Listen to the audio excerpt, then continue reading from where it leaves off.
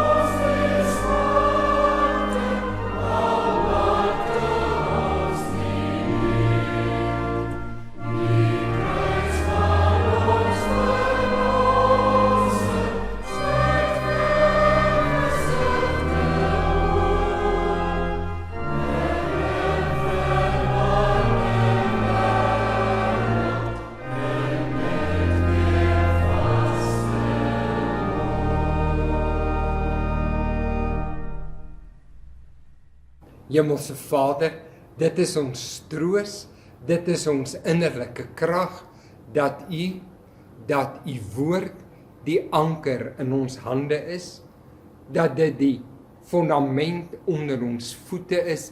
Daarom, Here, is dit vir ons gerusstellend om te weet dat die genade van ons goeie Vader en die opofferende liefde van ons Here Jesus Christus en die verligtende nabyheid van die Heilige Gees ons vanoggend rondom die woord verwelkom en ook ontmoet.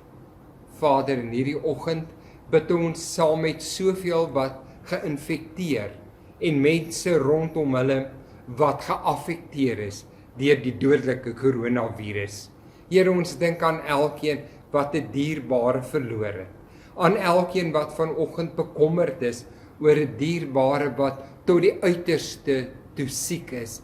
Dankie vir die salwende wete, dat in die oog van die storm is U ons God, wat ons staande hou, wat ons teen U bors druk, en daarom, as ons vanoggend bid, soos ons sing, luister tog Heer en hoor ons gebed.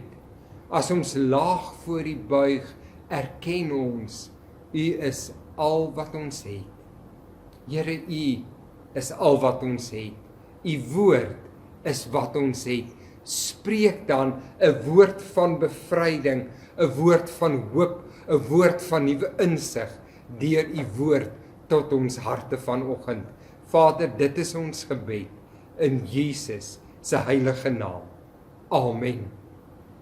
Ons lees vanoggend uit Openbaring 13 vanaf vers 11 tot 18. Die opskrifie is die dier uit die aarde. Vers 11.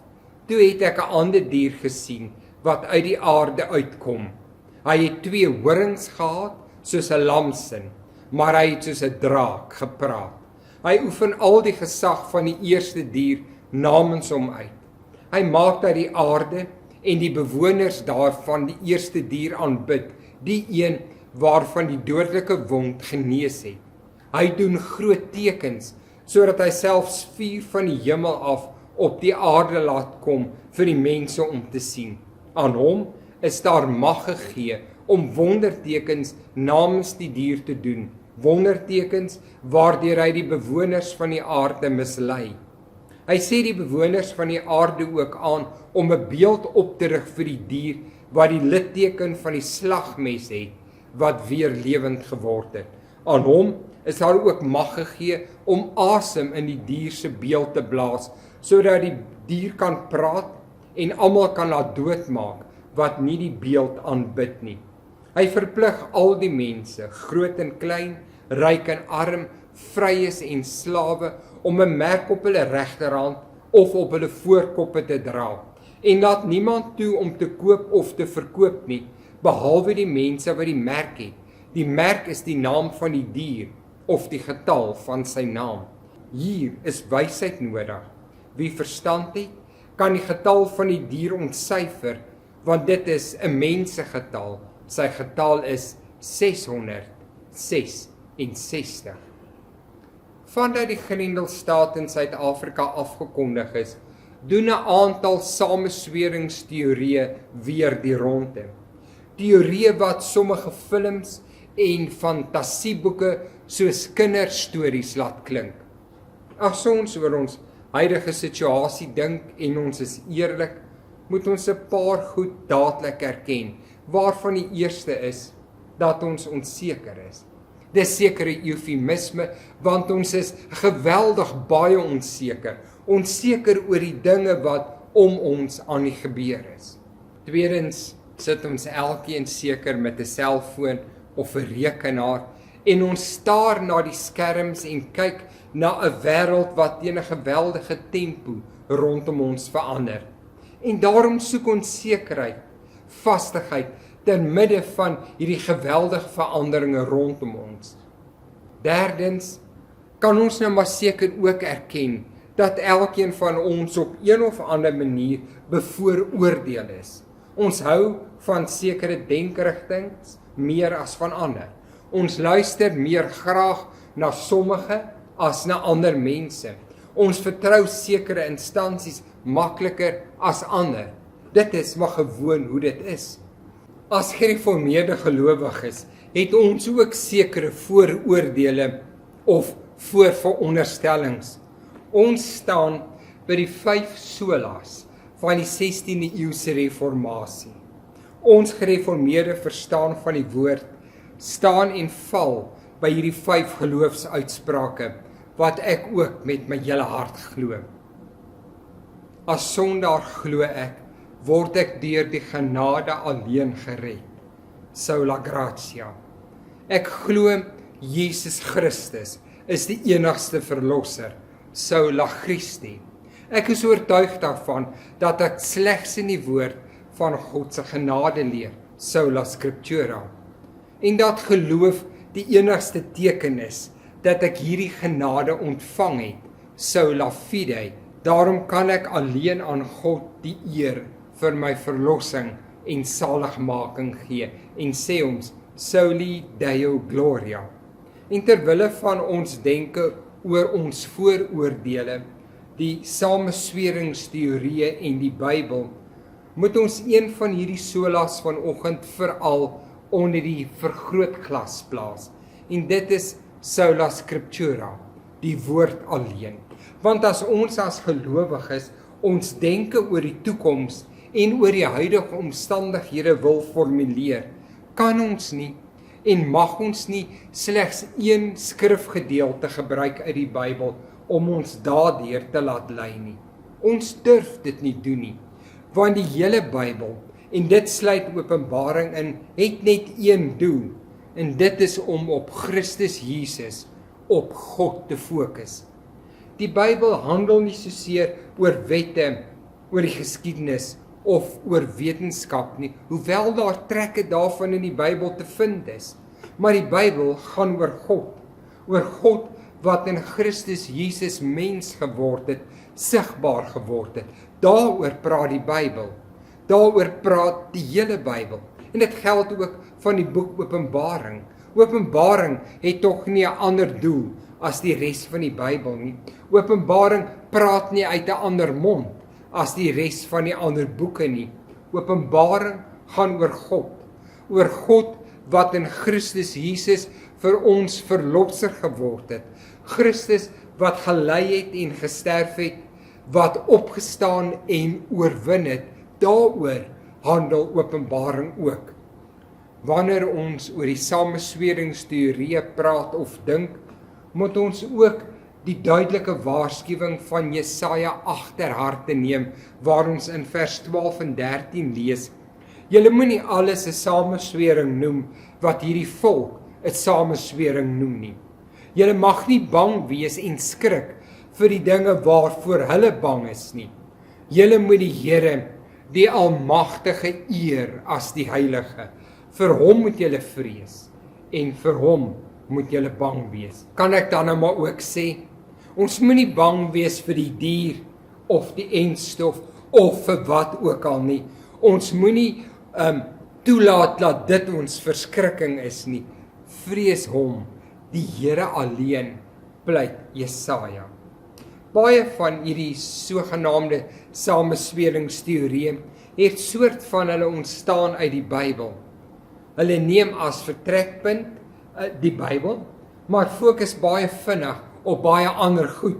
So handel hierdie teorieë oor die paus, of oor keiser Nero, of oor Hitler. Ander kere fokus die teorieë op Bill Gates, soos wat tans weer die geval is.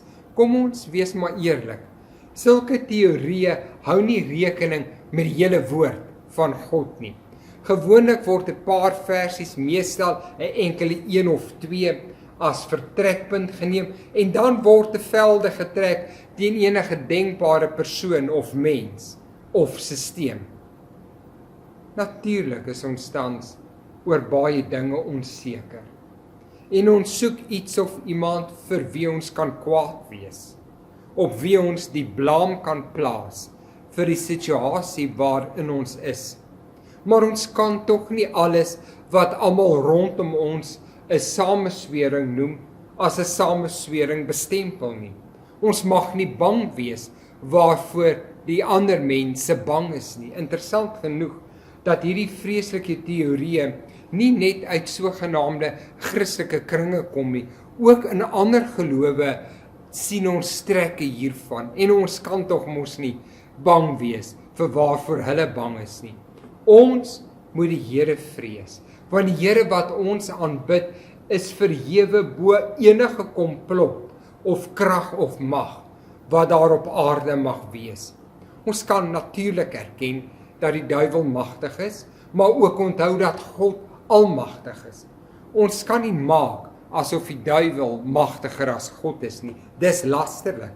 Ons mag ook nie maak asof ons uitgelewer is aan die een wat reeds oorwin is nie, sê Paulus in Romeine 8. As gelowiges moet ons ewe versigtig wees om nie te ligtelik met die samesweringsteorieë om te gaan nie, net soos wat ons ook nie alles sommer maar net vir soetkoek kan opeet nie.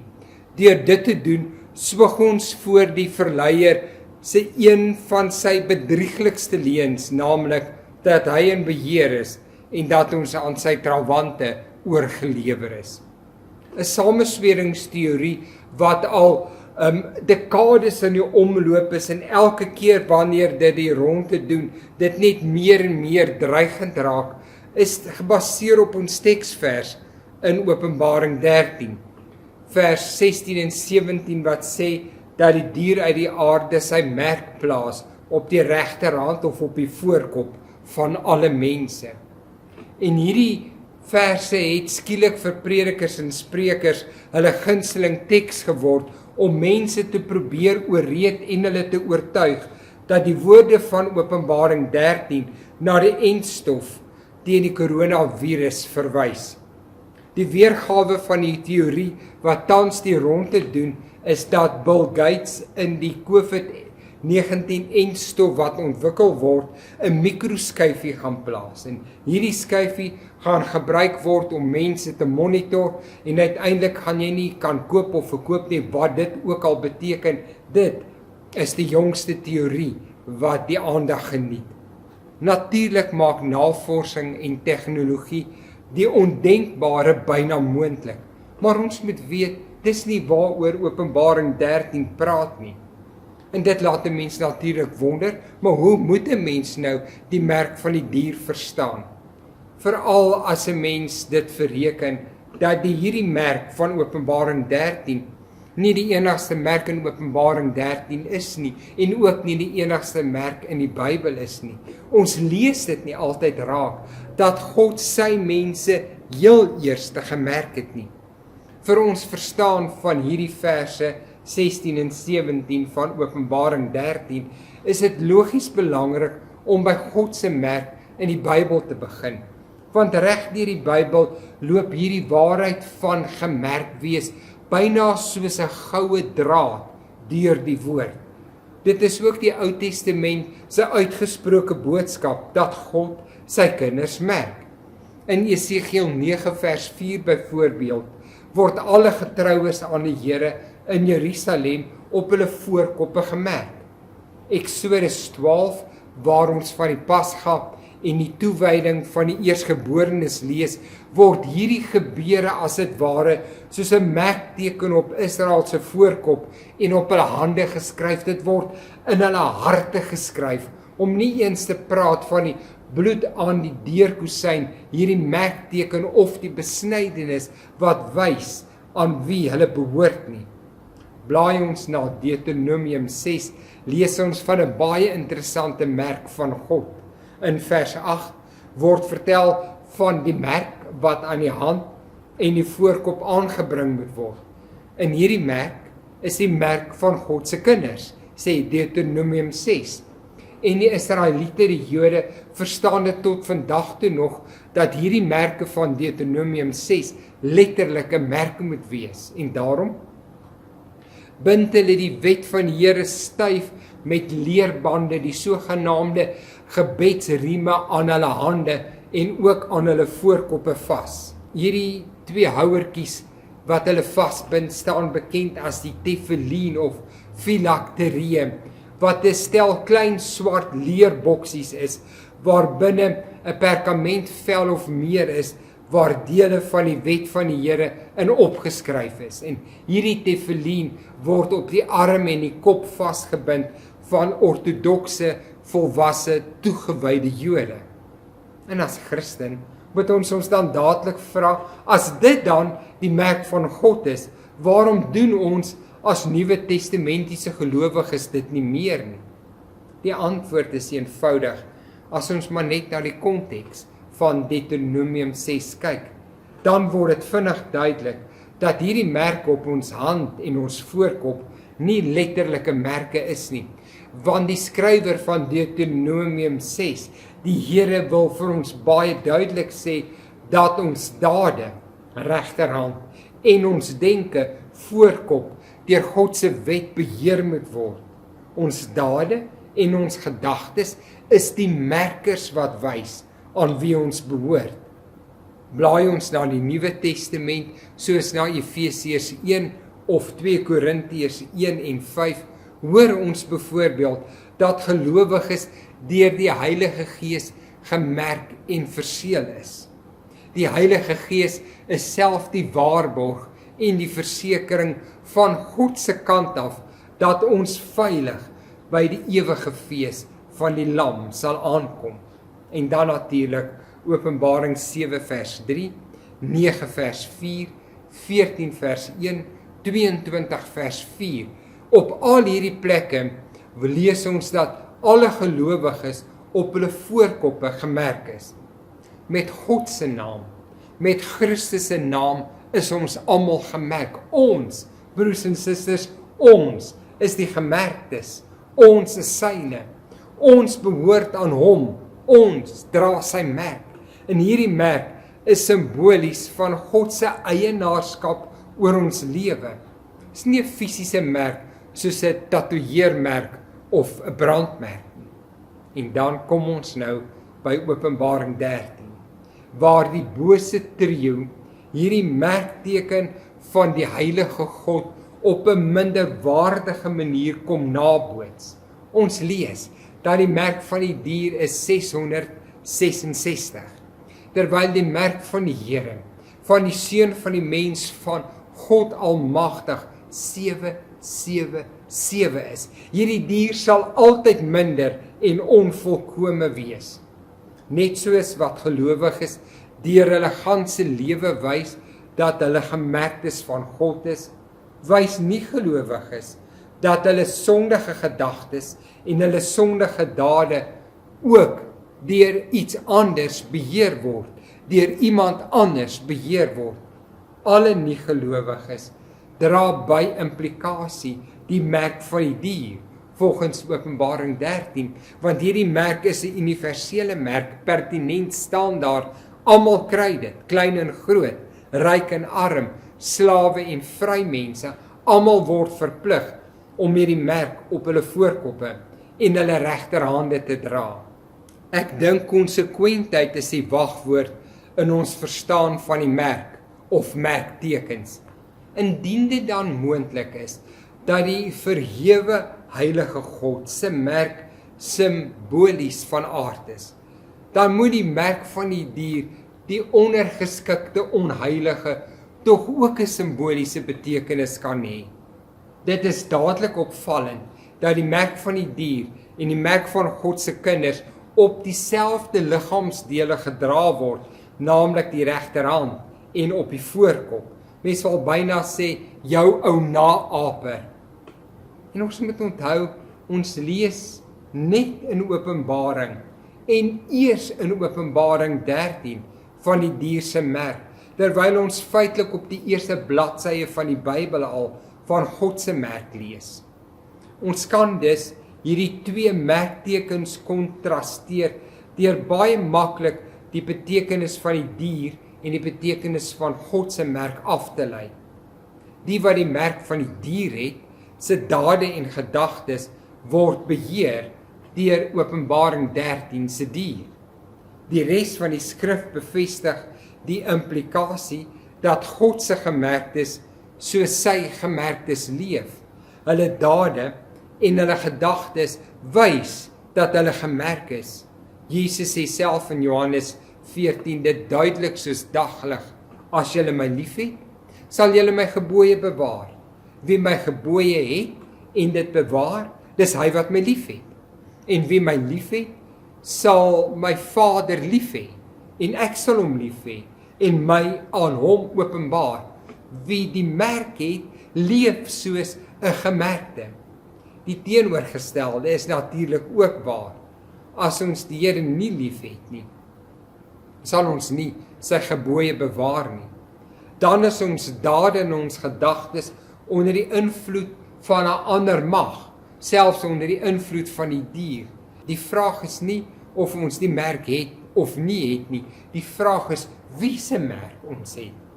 In 1 Tessalonisense kan ons die afleiding maak dat wanneer die ou dier ons versoek hy ons geloof, ons hoop en ons liefde lam lê, uiteindelik dooddruk.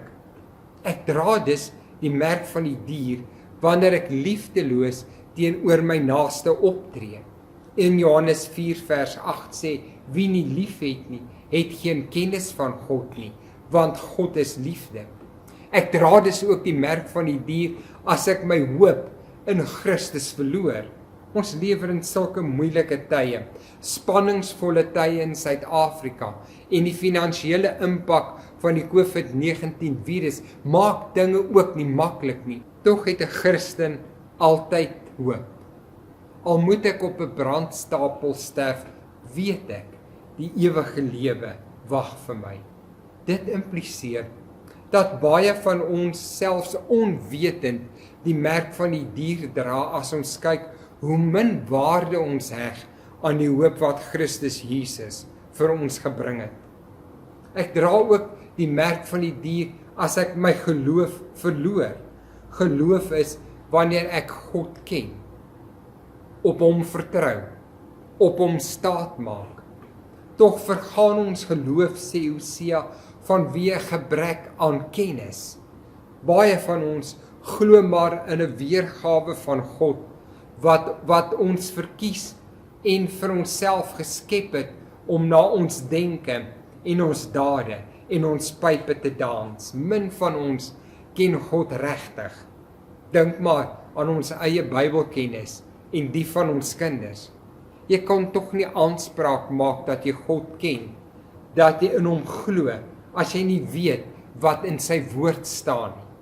Hebreërs 5 sê, ons is so traag om te leer, ons verkies die spreekwoordelike melkies eerder as die vaste kos van God se openbaring. Met reg het ons 'n vreeslike weerstand aan die merk van die dier en wil ons so ver as moontlik daarvan af wegbly. Maar deur dit egter af te water tot 'n letterlike tatoeëermerk of 'n mikroskyfie of 'n antivirus inenting, dan maak ons van die dier iets wat ver is en wat nie regtig vir my persoonlik implikasie het nie. Boonop kan ek rustig met my lewe voortgaan, kan ek doen en dink wat ek wil, solank ek net nie daai merk kry nie, die mikroskyfie kry nie, of die enstof toegedien word nie. Ek dink, dit is kortsigtig, onverstandig, onverantwoordelik. Dit laat 'n mens begin insien dat 'n enstof Bill Gates mikroskyfie interpretasie van Openbaring 13 vir ons groot rooi ligte laat flikker vir ons verstaan van die woord, met name ons verstaan van Openbaring, as ook vir 'n verantwoordelike oordeel oor die inentings wat tans uitgerol word. Ons praat so gemaklik van die antivirus en die enstof, asof daar net een antivirus of inenting gaan wees. Dit is tans duidelik dat honderde maatskappye, universiteite en regerings besig is om antivirusse te ontwikkel wat verskillend van mekaar is, wat op verskillende tye op die mark gaan kom en wat ook in effektiwiteit gaan verskil. Professor Stefan Joubert skryf, tog het nog geen toonaangewende Christen genetikus of erkende medikus ons as gelowiges die afgelope maande gewaarsku om nie in te ent nie. Hy sê die wêreld se toonaangewende genetikus Francis Collins is 'n oortuigde Christen. Ook het hy nog niks van hierdie aard oor 'n sogenaamde bose antivirus wat selfs die DNA van mense kan verander gesê nie. Hy sê, Stefan Joubert, dit wil tog lyk asof dit bangmaak stories sonder fit is om Openbaring te laat buikspreek agter onsself aan, agter ons vrese en ons voorveronderstellings aan. Ons moet minder bevrees wees vir Satan en meer bly wees dat ons almal wat voor Christus buig sy gemerktes is. Ons moet die dier en sy merk minder vrees en eerder juig dat ons name in die boek van die lewe opgeteken is, dat Christus se naam, dat die Vader se naam op ons voorkoppe geskryf is. Voordat ons in koue koors uitbreek oor Openbaring 13, moet ons eers die Ou Testament en ook Openbaring 14 lees, wat ons vertel, ons dra die merk van God, die merk van Christus. Dit kan help dat ons nie soos 'n hond wat nog net die reuk gekry het, al begin blaf nie. Amen. Ons slotsang vanoggend is Vonk 2:19 se 3 verse, wat die toekoms ook mag inhou, ek is veilig in God se hand.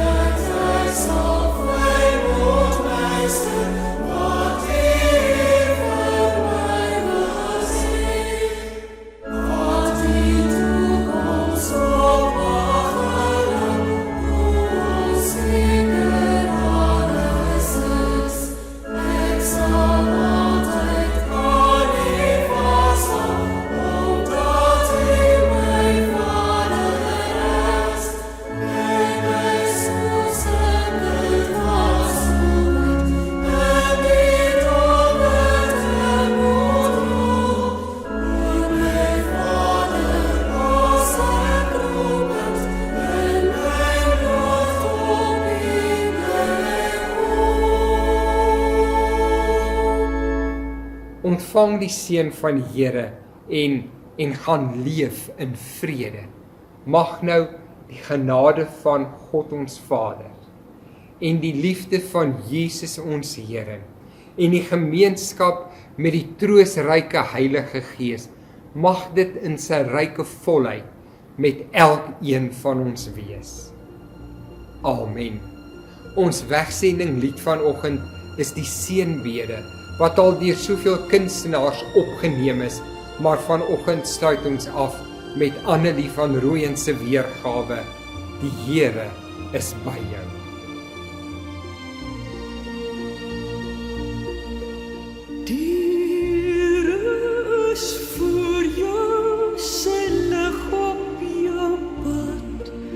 Hy neem jou na water van rus. Die is langs jou vesting en rots. Hy laat jou staan op die hoogte.